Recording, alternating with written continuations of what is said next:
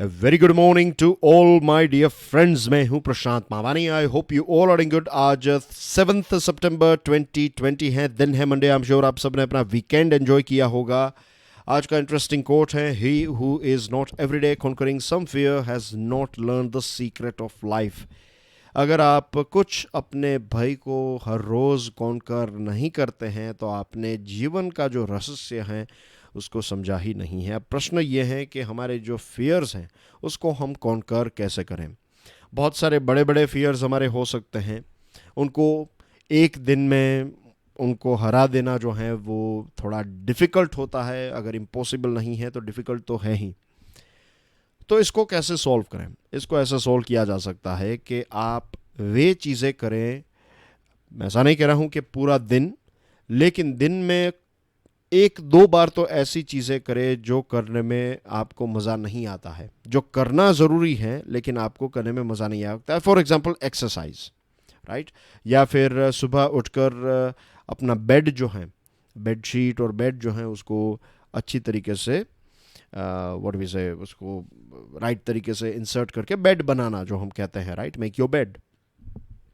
अपने जूते जो हैं उनको पॉलिश करना, राइट। ये कुछ ऐसी चीज़ें हैं जो आपको करने में कोई अवार्ड्स नहीं मिलेंगे, but here you are training your mind. और एक बार आपने एक एरिया के ऊपर काम किया, एक बार आपके माइंड को ट्रेन करने की शुरुआत कर दी, तो फिर इसकी पॉजिटिव इम्पैक्ट आपको हर क्षेत्र में देखने को मिलेगी। आपके जीवन के अलग अलग क्षेत्र में आपको इसकी इम्पैक्ट देखने को मिलेगी। और आप देखेंगे कि आपके फियर्स जो हैं, बहुत सारे ऐसे छोटे बड़े फियर्स जो हैं वो भी डिसअपियर हो जाएंगे। इसके साथ डिफरेंस स्टडी है क्योंकि टीम ने मिलकर एक स्मार्ट कोर्स डिज़ाइन किया है। ये स्मार्ट कोर्स सिविल सर्विसेज की एग्जामिनेशन के लिए, it covers your pre as well as mains examination. ज़्यादा जानकारी के लिए डाउनलोड करें हमारा मोबाइल एप्लीकेशन। आज हमारे टेबल के ऊपर हैं 5 इंपॉर्टेंट आर्टिकल्स। सारे के सारे आर्टिकल्स द हिंदू न्यूज़पेपर में से हैं। आज के लेक्चर की पीडीएफ को डाउनलोड करना चाहते हैं, then check out my Telegram channel. You can follow me on Facebook as well. शायद आप में से बहुत सारे स्टूडेंट्स ने ये फ़ोटो देखा होगा, ये तस्वीर देखी होगी। ये फ्राइडे की फ़ोटो है और मॉस्को यानी कि रशिया का जो कैपिटल है वहाँ पर एक मीटिंग हुई हमारे डिफेंस मिनिस्टर और उनके काउंटर पार्ट, यानी कि चाइना के डिफेंस मिनिस्टर और भारत के डिफेंस मिनिस्टर और डिफेंस मिनिस्ट्री का जो स्टाफ है उनका और हमारा, इनके बीच में एक डिस्कशन हुई। एज वी ऑल नो कि ये डिस्कशन जो है वो बहुत ही इम्पोर्टेंट है, क्योंकि भारत और चाइना के बीच में क्या चल रहा है, लाइन ऑफ एक्चुअल कंट्रोल के ऊपर इश्यूज चल रहे हैं। तो दोनों डिफेंस मिनिस्टर्स मॉस्को में मिले और ओवरऑल यही हम कंक्लूजन निकाल सकते हैं कि जो डिप्लोमेटिक सॉल्यूशन है, ये जो झगड़ा चल रहा है या फिर जो टेंशन चल रहे हैं एलएसी के ऊपर चाइना और इंडिया के बीच में, तो इस मीटिंग से यही सिग्नल मिल रहा है कि इसका कोई डिप्लोमेटिक सॉल्यूशन जो है फिलहाल तो नज़र नहीं आ रहा है।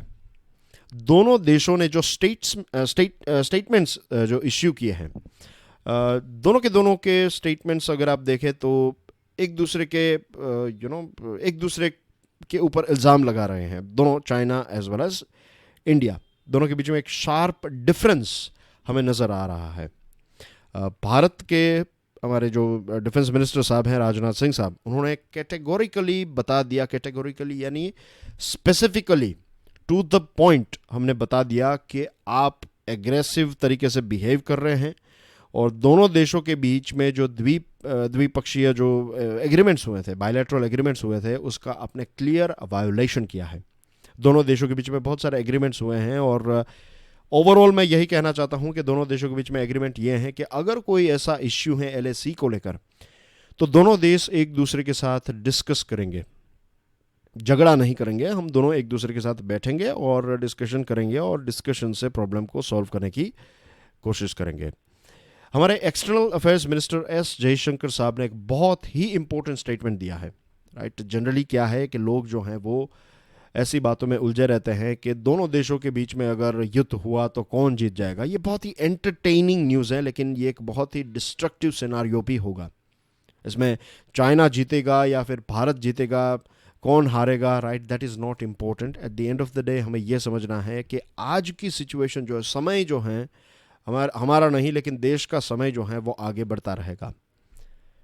और जब I'll give you one example, जैसे जापान और इंडिया की बात करें, इंडिया और इज़राइल की बात करें, इंडिया और भूटान की बात करें, तो ऐसे बहुत सारे देशों के साथ हमारे जो रिलेशनशिप हैं ये इतने मजबूत हैं और इतने अच्छे हैं क्योंककि दोनों देशों के बीच में कभी युद्ध या फिर ऐसी कोई सिचुएशन नहीं हुई है।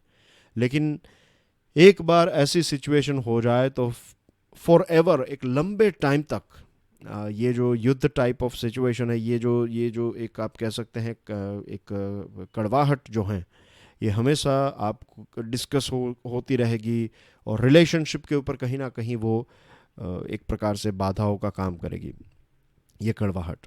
तो ये दोनों के हित में नहीं है। और external affairs minister S Jaishankar साहब ने यह बताया है कि diplomacy is the only way out of the crisis. कूटनीति से ही हम इस प्रॉब्लम को सॉल्व कर सकते हैं। मुझे आज भी याद है ये स्टेटमेंट जो हमारे former foreign minister Sushma Swaraj ji ने, आई थिंक राज्यसभा में, लेकिन फॉर श्योर पार्लियामेंट में, ये एक स्टेटमेंट उन्होंने दिया था जब ये डोकलाम का इश्यू चल रहा था। 2017 की बात है, जब डोकलाम का इश्यू चल रहा था, चाइना वर्सेस इंडिया। तो उस टाइम पर सुषमा स्वराज जी ने एक स्टेटमेंट दिया था कि युद्ध जो है, एक बार युद्ध की शुरुआत हो गई, वॉर की शुरुआत हो गई, तो फिर उसको बंद करने के लिए आपको क्या करना पड़ेगा? उसको बंद करने के लिए आपको बातचीत करनी पड़ेगी, isn't it? तो युद्ध को बंद करने के लिए अगर बातचीत ही इम्पोर्टेंट है तो युद्ध से पहले बातचीत क्यों ना करें और ऐसी सिचुएशन क्रिएट करें कि युद्ध ही ना हो। तो ये एक बहुत ही सेंसिबल डिसीजन, एक बहुत ही सेंसिबल अंडरस्टैंडिंग, एक बहुत ही अच्छी बात यहाँ पर उन्होंने बताई थी। और ये दोनों देशों के लिए है, राइट? उनके लिए भी उतना इंपॉर्टेंट है, हमारे लिए भी इतना इंपॉर्टेंट है। तो यहाँ पर external affairs minister S Jaishankar साहब जब कहते हैं कि diplomacy is the only way out of the crisis, personally मैं उनके साथ थरोली एग्री करता हूँ कि ही इज़ 100% राइट। लेकिन उन्होंने ये भी बताया है कि ये चीज़ तभी पॉसिबल है जब दोनों देश, दोनों साइड्स मेहनत करें। दोनों साइड्स एक चीज़ को अगर चाहते हैं, दोनों साइड्स अगर अलग अलग तरीके से, लेकिन डिप्लोमेटिक माध्यम से, डिप्लोमेटिक यानी कि कूटनीतिक तरीके से, अगर दोनों देशों का यही लक्ष्य है कि युद्ध ना हो और दोनों देश बातचीत करके प्रॉब्लम को सॉल्व करें, तभी ये चीज़ हो सकती है। एक देश बातचीत करना चाहे और दूसरा देश जो है वो एग्रेसिव बिहेवियर करेगा तो फिर बातचीत नहीं होगी। फॉर एग्जांपल इंडिया और पाकिस्तान के रिलेशनशिप को देख लीजिए। भारत ने कई बार बताया है कि हम आपके साथ बातचीत करने के लिए तैयार हैं, आप वहाँ पर एनवायरनमेंट क्रिएट कीजिए। पाकिस्तान एनवायरनमेंट क्रिएट करने का दिखावा करता है और फिर हमारे ऊपर एक आतंकवादी हमला हो जाता है, तो फिर हमने उनके साथ बातचीत करना ही बंद कर दिया है। तो ये चीज़ हमें चाहिए कि दोनों, और चाइना के बारे में we all know it, right, कि किस प्रकार से उन्होंने एग्रेशन किया है। कुछ 1000 स्क्वायर किलोमीटर का एरिया जो है फिलहाल एक्स्ट्रा, मीन्स हमारा एरिया जो है वो पिछले जो कुछ महीनों से ये जो इश्यू चल रहा है तो उसमें उन्होंने 1000 स्क्वायर किलोमीटर जितना एरिया जो है वो हमारा अपने कब्जे में कर लिया है। और भारत ने क्लियरली बता दिया है कि जो पहले की सिचुएशन थी वो स्टेटस को जब तक मेंटेन नहीं होता तब तक ये इश्यू तो चलता ही रहेगा। तो लेट्स होप कि 10 सितंबर पर जब मीटिंग होगी, हमारे फॉरेन मिनिस्टर की मीटिंग होगी चाइना के फॉरेन मिनिस्टर वैंग यी के साथ, तो लेट्स होप ये SCO, शंघाई कोऑपरेशन ऑर्गेनाइजेशन के फॉरेन मिनिस्टर्स की मीटिंग है, तो उस मीटिंग में लेट्स होप के कोई सॉल्यूशन हमें देखने को मिले। आपके लिए एक प्रश्न है, SCO में कितने देश हैं बताइए। और यहाँ पर मैं कोई फिगर नहीं मांग रहा हूँ 1 2 3 4 9, I am asking you the names. नाम बताइए कौन कौन से देश SCO के मेंबर हैं। Stick your answer in the comment section. आगे बढ़े उससे पहले डियर फ्रेंड्स, अगर आज का वीडियो आपको पसंद आता है then hit the like button. इस लेक्चर को दूसरे स्टूडेंट्स के साथ शेयर ज़रूर करें और हमारी चैनल को सब्सक्राइब करना ना भूलें। अगर आपने हमारी चैनल को सब्सक्राइब कर लिया है तो 3 और स्टूडेंट्स को स्टडी IQ के बारे में ज़रूर बताइएगा। फिर बात करते हैं एक बहुत ही इंपॉर्टेंट आर्टिकल के बारे में। काफ़ी इंटरेस्टिंग आर्टिकल हैं, सोचने पर आपको मजबूर भी करेगा ये आर्टिकल। सबसे पहले तो मैं ये बता देता हूँ कि ये आर्टिकल लिखा किसने है। ये आर्टिकल लिखा है जस्टिस AP शाह ने। AP शाह कौन है? ये चीफ जस्टिस रह चुके हैं दिल्ली और मद्रास हाई कोर्ट के, और लॉ कमीशन ऑफ इंडिया के फॉर्मर चेयरपर्सन भी रह चुके हैं जस्टिस AP शाह। उन्होंने यहाँ पर जो बात बताई है वो आपको सोचने पर डेफिनेटली मजबूर करेगी, शायद आपको हैरान भी कर दे। यहाँ पर उन्होंने लाइन की शुरुआत की है, या फिर एक बहुत ही इंपॉर्टेंट उन्होंने एक लाइन यहाँ पर दी है, the chinks in the armour of supreme court. Armour एक प्रकार से आप कह सकते हैं जो हम कहते हैं ढाल, सुप्रीम कोर्ट की जो ढाल है उसमें चिंक्स, चिंक्स यानी कि कुछ आपको ऐसे छेद नज़र आ रहे हैं। और दो छेदों के बारे में उन्होंने यहाँ पर बात की है। एक है ये प्रशांत भूषण का जो कंटेम्प्ट का केस था वो, और दूसरा है retirement of justice Arun Mishra. Prashant Bhushan का जो केस है उसमें कोर्ट ने यह बताया कि प्रशांत भूषण ने जिस प्रकार के स्टेटमेंट्स दिए हैं उसमें आपको उनका घमंड और ईगो और एडामेंस और ये सारी चीज़ें नज़र आती हैं, और प्रशांत भूषण जो हैं ये इस इंस्टीट्यूशन के पार्ट ही हैं। तो ये एक ऐसा इंस्टीट्यूशन है जिसमें आपको एडामेंस और ईगो की कोई भी आवश्यकता नहीं है। और कोर्ट ने ये बेसिकली यहाँ पर बहुत ही ब्लंटली अगर मैं बताऊँ तो कोर्ट ने अपने आप को महान दिखाने की कोशिश की है। सुप्रीम कोर्ट ने अपने आप को एक मैग्नानिमिटी, एक महान, कि हम बहुत ही, ये इंस्टीट्यूशन बहुत ही महान है और ऐसे ईगो और ये सारी चीज़ों की जगह जो है वो इस इंस्टीट्यूशन में नहीं है, इससे परे हैं, ऐसा कोर्ट ने कहा है। Court chose to relentlessly pursue Mr. Bhushan in a petty exhibition of arrogance itself। तो अगर कोर्ट का कहना यह है कि ये ईगो और ये सारी चीज़ों की यहाँ पर जगह नहीं है, तो प्रशांत भूषण के पीछे कोर्ट हाथ धोकर क्यों पड़ी थी?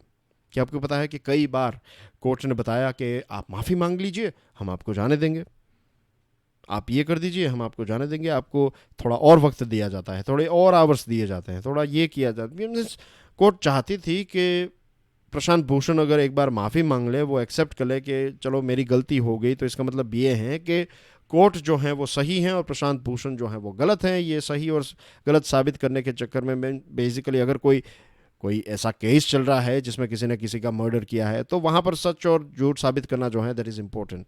लेकिन अगर किसी ने आपके बारे में कुछ बताया है और ये कहा है, कुछ ट्वीट्स किए हैं, और फिर आप सारी चीज़ें छोड़कर ऐसे केसेस में अपनी एनर्जी और सारी चीज़ें इन्वेस्ट करते हैं, देन यू कैन अंडरस्टैंड कि ये कहीं ना कहीं ईगो का ही एक चक्कर चल रहा है, इज़न्ट इट? और आई डू अंडरस्टैंड, मैंने भी ये स्टेटमेंट आपके साथ शेयर किया था कि इट इज़ इम्पोर्टेंट कि कोई भी आकर कुछ भी अगर बोल दे कोर्ट के बारे में, राइट, ओपनली अगर कहें, मीन्स विदाउट एनी बेसिस अगर कोई इल्ज़ाम लगाने लगे, और पूरा ऐसा ट्रेंड चलने लगे हमारे देश में कि कोर्ट में कुछ नहीं होगा, कोर्ट तो ये चल रहा है, उसमें डिले ही चल रहा है और कोई किसी को परवाह नहीं है, थिंग्स लाइक दैट। तो ऐसा नेगेटिव माहौल जो है वो कोर्ट के लिए और देश के लिए भी अच्छा नहीं है।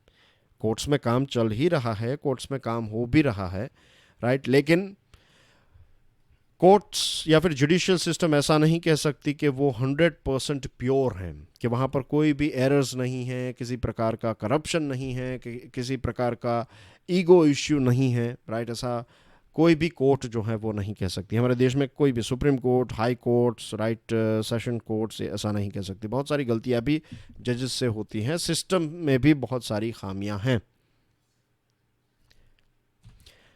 दूसरी जो इंटरेस्टिंग चीज़ है वो ये है कि मिस्टर प्रशांत भूषण ने ही बता दिया कि अगर मैं माफ़ी भी मांगूंगा तो टू बी ऑनेस्ट ये माफ़ी जो है वो इनसिंसियर होगी। मैं दिल से, ऐसा नहीं है कि मेरी गलती होगी तो माफ़ी मांगू, मैं ऐसे ही माफ़ी मांग लूँगा, चलो माफ़ी मांग ली। तो ये एक बहुत ही मीन्स ये जो कंटेम्प्ट वाला जो केस है जिसमें सुप्रीम कोर्ट ने जो भी चीज़ें की हैं, तो इसमें कहीं ना कहीं सुप्रीम कोर्ट की एक वीकनेस, एक लूप होल यहाँ पर नज़र आ रहा है। पॉइंट 1 या फिर most important point in this article, जो दो सेक्शन है, दो एग्जांपल्स दिए हैं, तो एक एग्जांपल मैंने आपके साथ डिस्कस कर लिया है, दूसरा एग्जांपल अब डिस्कस करते हैं। जस्टिस अरुण मिश्रा। ये जस्टिस अरुण मिश्रा जो हैं उनके साथ एक बहुत ही इंटरेस्टिंग चीज़ होती आई है। 2 सितंबर को वो रिटायर हो गए, सुप्रीम कोर्ट के जज थे, और 2014 से लेकर 2020 तो लगभग 6 साल ये सुप्रीम कोर्ट के जज रहे हैं। अब एक बहुत ही इंटरेस्टिंग चीज़ है कि आप देखेंगे कि जितने भी पॉलिटिकली सेंसिटिव केसेस हैं, राइट, जिसमें एग्जीक्यूटिव्स यानी कि मिनिस्टर्स और इस प्रकार के लोग इसमें जब भी इन्वॉल्व हैं, पॉलिटिकली सेंसिटिव केसेस में हमेशा आप देखेंगे कि कि एक अगर बेंच है तो उसमें एक जज जो है वो होंगे जस्टिस अरुण मिश्रा। मैंने आपको कहा था कि ये आर्टिकल जो है वो आपको सोचने पर मजबूर करेगा। अब देखिए यहाँ पर के कैसी सिस्टम है जिसमें अगर पॉलिटिकली सेंसिटिव केसेस हैं तो आपको उसमें एक जज जो है वो बेंच का पार्ट हमेशा देखने को मिलते हैं। और बहुत सारे आर्टिकल्स, बहुत सारे कॉलमनिस्ट्स, लीडिंग स्कॉलर्स, लीगल ल्यूमिनरीज ने भी ये बताया है कि धीरे धीरे सुप्रीम कोर्ट जो है वो राइट्स बेस्ड कोर्ट से एग्जीक्यूटिव कोर्ट बनती जा रही है। कि एग्जीक्यूटिव्स को क्या पसंद है, एग्जीक्यूटिव्स को क्या चाहिए, ये सारी चीज़ें हमें मीन्स कोर्ट के डिसीजन में ये चीज़ हमें देखने को मिल रही है। आई एम नॉट सेइंग कि जितने भी जजेस हैं हमारी सुप्रीम कोर्ट के, बताइए सुप्रीम कोर्ट की स्ट्रेंथ मैक्सिमम कितने जजेस सुप्रीम कोर्ट में हो सकते हैं, ये आपके लिए एक बहुत इंपॉर्टेंट प्रश्न हो सकता है। तो इसका आंसर कमेंट सेक्शन में, इसमें CJI जो हैं उसको मिलाकर चीफ जस्टिस ऑफ इंडिया जो हैं उनको ऐड करके जितने भी बाकी के सुप्रीम कोर्ट के जजेस हैं तो टोटल कितने जजेस की मैक्सिमम कितनी सीट्स होती हैं। आई एम नॉट सेइंग कि कितने जजेस हैं फिलहाल, लेकिन कितने जजेस मैक्सिमम हो सकते हैं सुप्रीम कोर्ट के, उसका आंकड़ा आपको बताना है। Stick your answer in the comment section. ये आपके लिए दूसरा प्रश्न है। तो एग्जीक्यूटिव कोर्ट, ऐसा हम कैसे कह सकते हैं कि ये एग्जीक्यूटिव कोर्ट बनती जा रही है? उसके पीछे रीज़न ये है कि आपको, I am not sure how many of you are aware about this thing, लेकिन हमारी कोर्ट के इतिहास में पहली बार ऐसा हुआ था कि पाँच नहीं 4 ऐसे जजेस थे, सीनियर मोस्ट जजेस, राइट। आपको एक और चीज़ बताऊं कि सुप्रीम कोर्ट में एक चीज़ है जिसको कहते हैं कॉलेजियम। कॉलेजियम में टोटल 5 जजेस होते हैं। उसमें सबसे ऊपर जो है वो है चीफ जस्टिस ऑफ इंडिया, और चीफ जस्टिस ऑफ इंडिया के साथ होते हैं टोटल 4 सुप्रीम कोर्ट के सीनियर मोस्ट जजेस। ये 5 जजेस मिलकर बनाते हैं कॉलेजियम। और ये कॉलेजियम है, ये बहुत सारी चीज़ें कि अगर किसी व्यक्ति को हाई कोर्ट से सुप्रीम कोर्ट में एलिवेट करना है या फिर उनको जज बनाना है सुप्रीम कोर्ट का, तो ये सारी चीज़ें जो है ये 5 जजेस मिलकर ये डिसीजन लेते हैं। इसके साथ भी बहुत सारे विवाद जो हैं वो जुड़े हुए हैं, जैसे कि कैसे वो डिसीजन लेते हैं, ये सारी चीज़ें जो हैं वो बाहर नहीं आती हैं। Justice Kurian Joseph suggesting that the assignment of work in the court during Justice Deepak Mishra's tenure was remote controlled. जब हमारे देश में दीपक मिश्रा साहब CJI थे तो उस टाइम पर जो काम दिया जा रहा था, जो वर्क एलोकेट किया जा रहा था, ये सारी चीज़ें जो हैं वो ये रिमोट कंट्रोल थी। सारा कंट्रोल जो है वो दीपक मिश्रा साहब के पास था, ऐसा जस्टिस कुरियन जोसेफ ने बताया है। किसी बाहर वाले व्यक्ति ने नहीं, एक जज ने ही ये बताया है कि ऐसी चीज़ें जो है वो चल रही थी। अब जो मैं आपको बता रहा था कि एक इंसिडेंट, आई थिंक 2018 जनवरी का ये इंसिडेंट है, डेट मुझे याद नहीं है, लेकिन आई थिंक जनवरी में आप अगर देखेंगे, अगर आप ऐसा भी सर्च करेंगे कि सुप्रीम कोर्ट जजेस प्रेस कॉन्फ्रेंस 2018, तो ये पहली बार ऐसा हुआ था और लास्ट टाइम ऐसा हुआ है जिसमें कॉलेजियम के 4 जजेस, अब कॉलेजियम क्या है वो आपको पता चल गया, तो CJI को छोड़कर बाकी के 4 जजेस जो हैं वो नाराज़ थे कि यार ये मास्टर ऑफ रोस्टर जो हैं उसको लेकर वो नाराज़ थे। मास्टर ऑफ रोस्टर वो क्या है वो भी मैं अभी आपको एक्सप्लेन करता हूँ। फिर national judicial appointments commission NJAC act, constitutional amendment हुआ, पार्लियामेंट में से ये पास हुआ, सारी चीज़ें हुई। और सिर्फ पार्लियामेंट में से नहीं, ऐसे अगर कोई बदलाव करने हैं तो हमारे कॉन्स्टिट्यूशन ने ये भी लिखा है कि अगर आपको जुडिशरी के साथ कुछ बदलाव करने हैं तो आपको हमारे जो राज्य हैं 50% से ज़्यादा राज्यों में वहाँ की असेंबली में भी ये बिल पास होना चाहिए। तो ये भी हो चुका था और ये एक्ट लीगली, ये एक्ट जो है वो बन चुका था। उसके बाद सुप्रीम कोर्ट ने इसको इलीगल बता दिया, अनकॉन्स्टिट्यूशनल। सुप्रीम कोर्ट ने यह बताया कि इससे क्या होगा कि एग्जीक्यूटिव्स जो हैं उनका कंट्रोल सुप्रीम कोर्ट के ऊपर आ जाएगा NJAC की वजह से, तो इसको स्ट्रक डाउन कर दिया। लेकिन क्या आज एग्जीक्यूटिव का कंट्रोल सुप्रीम कोर्ट के ऊपर नहीं है? लीगली नहीं है, लेकिन सटल तरीके से चीज़ें जो हैं वो जैसे हैं वैसे चल रही है। अब मैं आपको बता दूं क्या मास्टर ऑफ द रोस्टर क्या है। मास्टर ऑफ द रोस्टर का मतलब ये होता है कि सीजेआई जो हैं वो डिज़ाइन वो तय करेंगे कि अगर let's say politically sensitive cases हैं तो ये कौन से जजेस या फिर कौन सी बेंचेस के द्वारा देखे जाएंगे।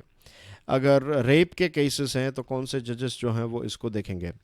अगर करप्शन का केस है फॉर एग्जांपल तो कौन से जजेस को ये दिया। तो वर्क एलोकेशन जो हैं वो सीजेआई तय करेंगे। सीजेआई ने एक मीन्स केस भी हुआ और इस केस में ये बताया कि ये जो प्रेस कॉन्फ्रेंस और उसके बाद जो भी इश्यूज हुए तो उसमें सीजेआई ने क्लियरली बता दिया कि मास्टर ऑफ द रोस्टर जो हैं वो चीफ जस्टिस ऑफ इंडिया हैं। वो तय करेंगे कि कौन सा काम कौन करेगा, कौन सा केस जो है वो कौन से जज साहब संभालेंगे। ये तय करने का काम सिर्फ चीफ जस्टिस ऑफ इंडिया का है। तो अब आप देखिए कि अगर आपके पक्ष में चीफ जस्टिस ऑफ इंडिया हैं और सभी नहीं लेकिन कुछ 2-3 जजेस अगर गवर्नमेंट के पक्ष में हैं तो आप जो चाहे वैसा कर सकते हैं, क्योंकि सीजेआई जो है वो पर्टिकुलर केस किसी एक पर्टिकुलर जज को दे देंगे और उसके बाद आप जैसा चाहेंगे वो केस पॉलिटिकली सेंसिटिव केस जो है वो उसी जज के पास जाएगा एंड कि इसका क्या रिजल्ट हो सकता है। और ये मैं नहीं बता रहा हूँ, मैं ऐसा नहीं कह रहा हूँ कि ये मैं बता रहा हूँ। What I am saying is, इसीलिए मैंने पहले ही आपको बता दिया कि जस्टिस एपी शाह ने ये आर्टिकल लिखा है। एक ऐसे व्यक्ति ने लिखा है जो कोर्ट सिस्टम के पार्ट रह चुके, एक चीफ जस्टिस रह चुके हैं 2 हाई कोर्ट्स के, एक है दिल्ली और मैंने कहाँ पर लिखा था, दिल्ली और मद्रास, एनीवे। तो ये चीज़ें चल रही है और ये ऐसा नहीं है ये हाइपोथेटिकल या फिर कोई इमेजिनरी है। ये चीज़ एक्चुअली में जो चीज़ें हमने डिस्कस की है ये सारी चीज़ें हमारे देश में चल रही हैं। तो क्या इसका कोई सॉल्यूशन है? ऑफ कोर्स है। यूरोपियन कोर्ट्स जो हैं उसमें रैंडमली केसेस को एलोकेट किया जाता है, वहाँ पर ऐसी master of the roster type of system नहीं है। और यहाँ पर और 2 एग्जांपल्स हैं डियर फ्रेंड्स। एक सेक्सुअल हरासमेंट का केस था, राइट, उसमें भी जस्टिस गोगोई के खिलाफ जो था उसमें भी जस्टिस अरुण मिश्रा थे।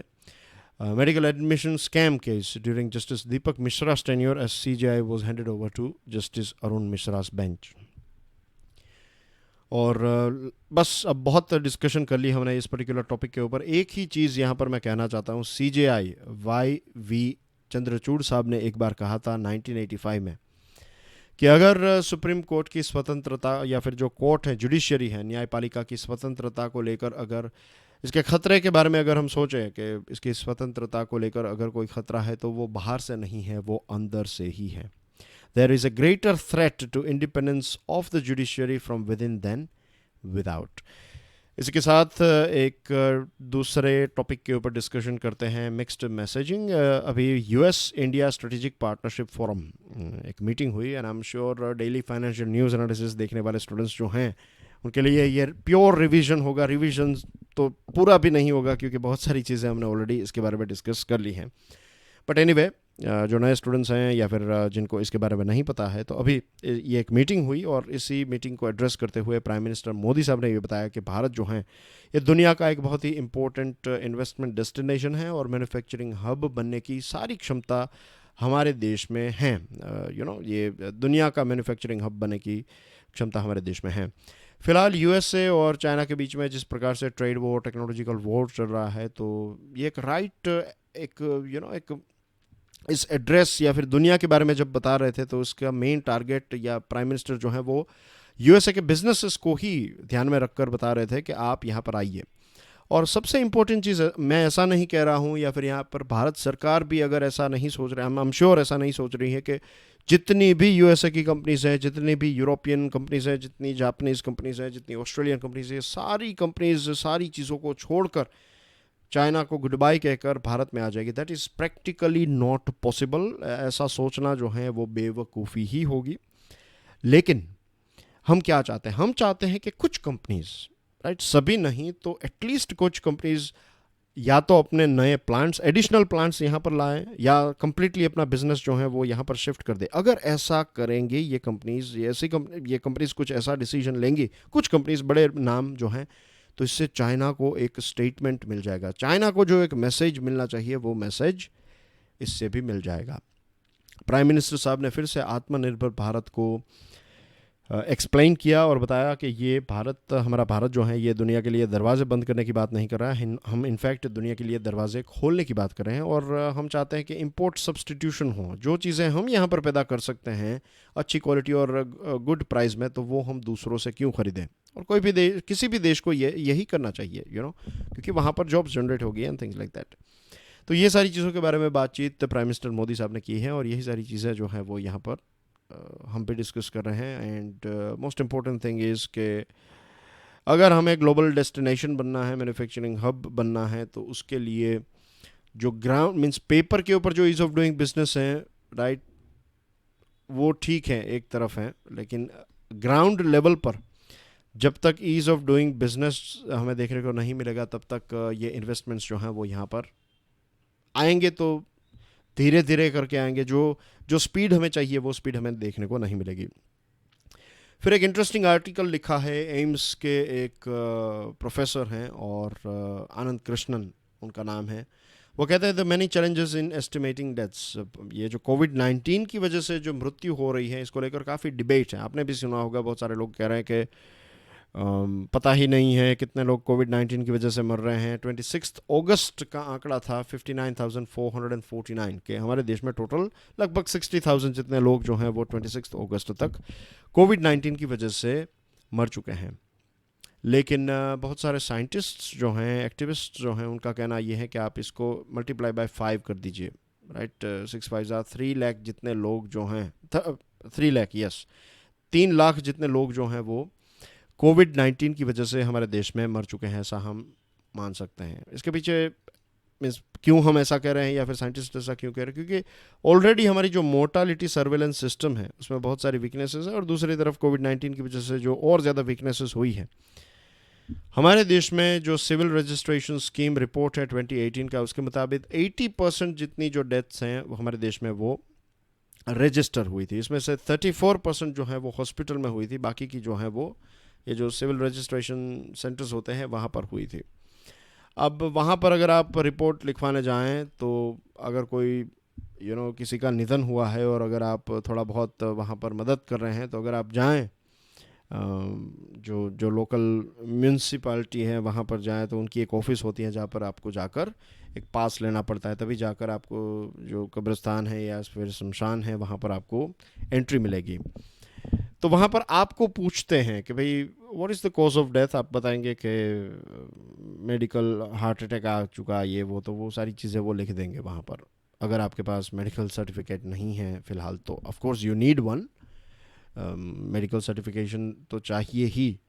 लेकिन बहुत सारे ऐसे लूप होल्स हमारे देश में हैं जहाँ पर ये सारी चीज़ें स्किप हो जाती, खास करके रूरल एरिया में। As per the report released by office of registrar general of India ORGI in 2018, 1.45 million deaths, that is 21% of all registered deaths, and hence multiplication by 5 suggested by scientists when medically certified. 1.45 million deaths जो हैं ये medically certified हुई थी, बाकी की बहुत सारी जो हैं वो ऐसी डेथ्स छूट जाती हैं।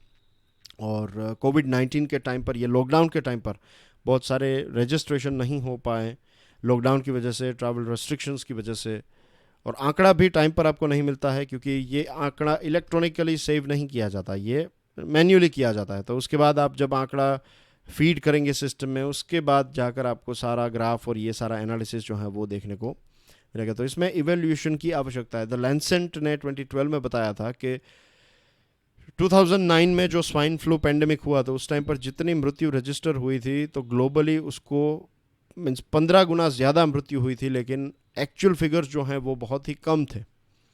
क्योंकि होता ये है, I will give you one example, उसके बाद इस डिस्कशन को हम यहाँ पर अंत देंगे, कि मान लीजिए किसी को कार्डियक हार्ट से रिलेटेड इश्यूज़ हैं, राइट। अब उनको कोविड-19 हुआ और उनकी मृत्यु हो गई, तो डॉक्टर जो हैं, राइट, वो क्या करेंगे, वो मृत्यु फाइनली क्यों हुई, बिकॉज ऑफ हार्ट अटैक, तो डॉक्टर लिखेंगे heart attack is the reason. कोविड-19 का नाम यहाँ पर नहीं आएगा, भले ही कोविड-19 से इसकी शुरुआत हुई, लेकिन main reason is heart attack.